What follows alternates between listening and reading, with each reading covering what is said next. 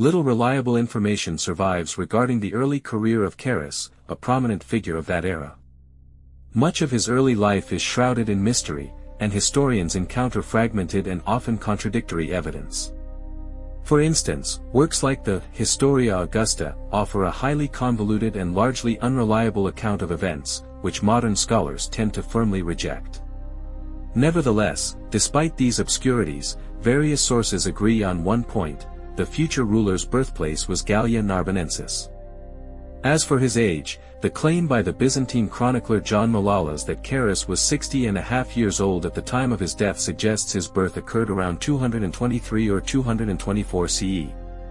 It is important to remember, however, that much of the chronology of that era is based on assumptions and reconstructions, as the ancient sources that have reached us are often fragmentary and abound in inaccuracies, leaving posterity with only fragments of truth to painstakingly piece together. Despite the scarcity of specific details, it is known that Carus's military career was exceptionally extensive and crowned with numerous successes. His career developed rapidly, demonstrating outstanding generalship. During his service, he held posts as military tribune in the renowned 8th Augustan and 9th Spanish legions, and subsequently rose to the high rank of legate, taking command of the powerful 30th Ulpia Victrix Legion. Beyond purely military positions, Carus also distinguished himself in administrative roles, serving as imperial procurator in Gallia Lugdunensis. His ascent continued when Emperor Probus, undoubtedly recognizing his exceptional abilities and loyalty, appointed him to one of the most influential positions in the empire, Praetorian Prefect. Carus's military exploits included successful and decisive campaigns against Germanic tribes, a constant threat to Rome's borders, as well as against the Sarmatians, which only underscored his martial prowess and strategic talent. Then, in the fateful year 282 CE, during an inspection of military units in the provinces of Rhaetia and Noricum, deep dissatisfaction with Emperor Probus's rule began to brew among the soldiers. This growing unrest culminated in a dramatic event. The legionaries, having lost faith in their reigning emperor, proclaimed Carus the new emperor of Rome.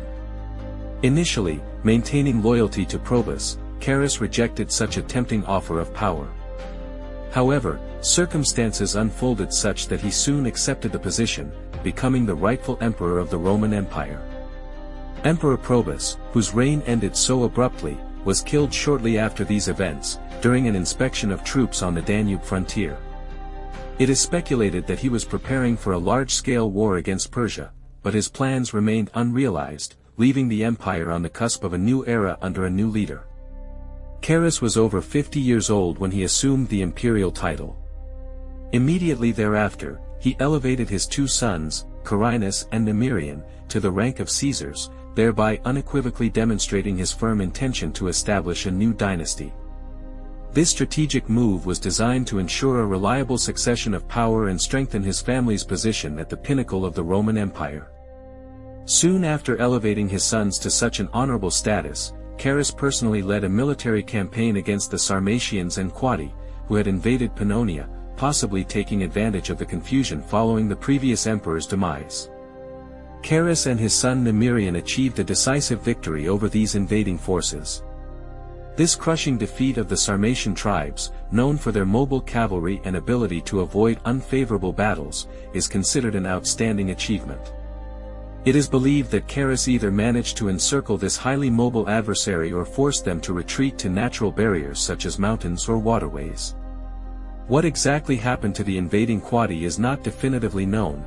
It is possible they were defeated along with the Sarmatians, but historical sources do not provide direct indications of their fate. Nevertheless, upon the completion of this triumphant campaign, he was awarded the honorary title, Germanicus Maximus. After achieving significant military success in the initial phase of his reign, Emperor Carus sufficiently consolidated his position on the throne to decide to share the burden of governance with his elder son, Carinus.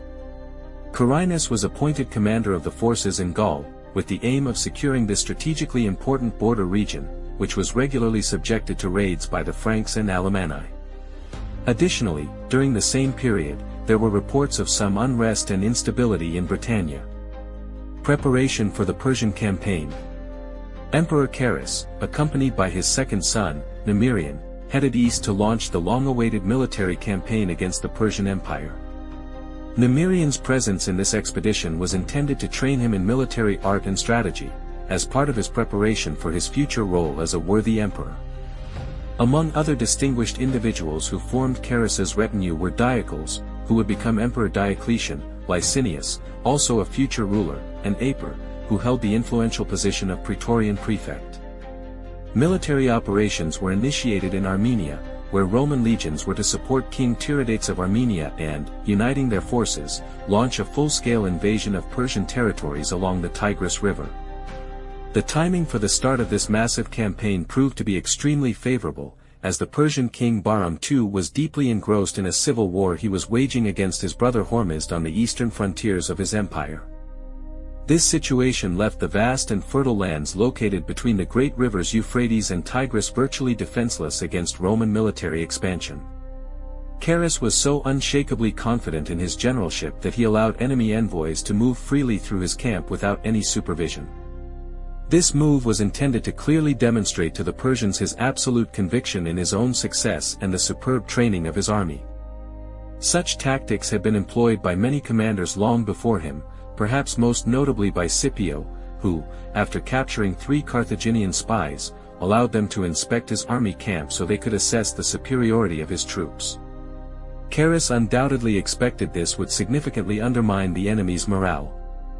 Emperor Carus won the favor of the common soldiers by sharing their daily lives and meals, a tactic actively used by many distinguished Roman commanders before him, such as Caesar and Trajan.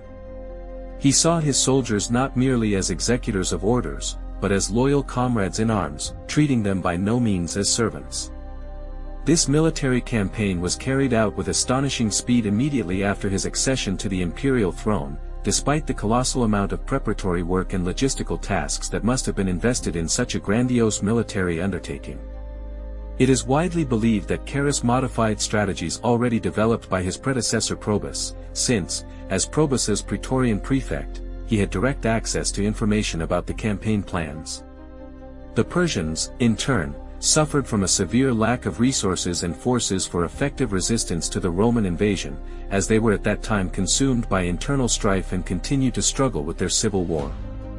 Nevertheless, one historical source indicates that a major battle occurred between the mighty Rome and the Persian Empire, unfolding in the Mesopotamian region between the Euphrates and Tigris. If this assertion is true, the outcome of the battle must undoubtedly have been in favor of the Romans, for it was followed by the capture of Ctesiphon, as well as the seizure of surrounding cities and numerous settlements. This military achievement held truly colossal significance for Rome, as it marked the first grand Roman triumph since the catastrophic capture of Emperor Valerian several decades earlier. Although Odenathus achieved success in a number of military operations, his victories were not perceived by Roman society as purely Roman. It was this campaign that truly restored lost Roman prestige and washed away the shameful stain of Valerian's capture in the eyes of the empire's citizens. Despite his recent success, Emperor Carus, driven by ambition, sought to continue the military campaign, delving further south into the heart of Persia. However, ironically, or by fate's design, Carus found himself confined to his campaign tent due to a sudden illness when a powerful thunderstorm erupted over the Roman camp. According to accounts, lightning struck the emperor's tent, instantly taking his life. Many theories are put forward regarding the true circumstances of this tragedy. Some suggest that Carus may have already died from illness, and the lightning strike merely engulfed his tent in flames. Others, prone to suspicion, see signs of foul play, asserting that the emperor was murdered, and the fire in the tent was intended only to conceal traces of the crime. A possible motive for the murder is cited as Carus's persistent desire to advance deeper into Persian lands, while most commanders would likely have been satisfied with the capture of the de facto Persian capital and the conclusion of a peace treaty. Nevertheless, what precisely happened is not definitively known, but the version of his death by lightning strike is within the realm of possibility and is indeed confirmed by our literary sources. The emperor's sudden and tragic death proved to be a genuine disaster for Rome, and although his son Nemirian was hastily elevated to the high rank of Augustus, it remained a widely acknowledged fact that actual power was concentrated in the hands of Aper, his tutor and Praetorian prefect. It is difficult to assert with absolute certainty what Carus might have achieved had his reign been longer, but it seems evident that he was driven by dynastic ambitions and demonstrated a willingness to divide the vast empire, following the example of his predecessors such as Valerian and Gallienus. He was undoubtedly an outstanding military commander and, by all accounts, enjoyed the deep respect and loyalty of his legions. Under Numerian's new leadership, the Roman forces began a rapid retreat from the Persian campaign. The exact reasons for such a sudden abandonment of further action were not officially stated, but it is quite probable that the young and inexperienced Numerian could not garner sufficient support to continue such a massive undertaking. There was also another, more mystical version. Some superstitious Romans may have been deeply disturbed by the circumstances of Carus's death. Death by lightning strike, in their belief, could only mean one thing: Rome had lost the favor of Jupiter himself, the supreme deity, and continuing a campaign so clearly displeasing to the gods would have been an act of unforgivable recklessness. In any case, the Romans left Persian lands, methodically advancing north along the course of the Euphrates. As the Roman legions crossed the waterway, seeking to return to the Roman Empire, Persian forces attacked the rear guard, claiming the lives of many soldiers, among whom was the king of Armenia. Meanwhile, Emperor Numerian journeyed through Palmyra and made a stop in Emesa. Later, as the Roman army departed from that city, heading north to rejoin Numerian's brother, Carinus, the emperor met his demise.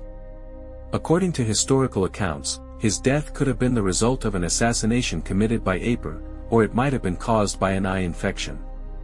Aper, who in any case was the unofficial but essentially real leader of the expedition, decided to conceal the emperor's death and kept the body hidden for many days. However, as the army marched towards the city of Nicomedia on November 20, 284 CE, the soldiers detected a pungent stench emanating from the imperial litter. Connecting this circumstance with the fact that they had not seen the emperor for several days, deep doubt seized them. The military units immediately halted their advance and convened an impromptu trial. Aper, as the prime suspect, was inevitably seized. The military assembly proclaimed Diocles the new emperor. When he ascended the makeshift platform, one of the commanders directly asked him, "How did Numerian die?" Diocles answered immediately, extending his sword towards Aper and exclaiming that Aper had taken Numerian's life. Diocles then immediately ran him through with his blade, thereby establishing himself as the Roman emperor in the eastern lands. During the period when his father was conducting the military campaign in the east, Carinus was entrusted with the administration of the western territories of the Roman Empire.